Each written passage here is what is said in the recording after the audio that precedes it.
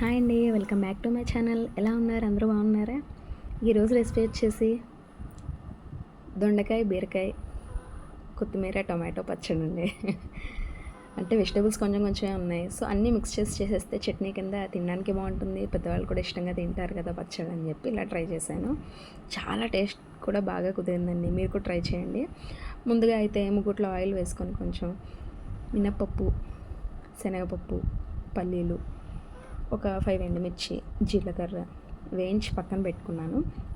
అదే ముగ్గుట్లో కట్ చేసిన వెజిటేబుల్స్ ఒక 4 పచ్చిమిర్చి కూడా వేసుకొని, కొత్తిమీర, చిన్న చింతపండు, పసుపు, ఉప్పు, సాల్ట్ ఆల్మోస్ట్ టేస్ట్కి సరిపడా వేసేస్తానండి. తర్వాత అయిన తర్వాత చూసుకొని అడ్జస్ట్ చేసుకోవచ్చు.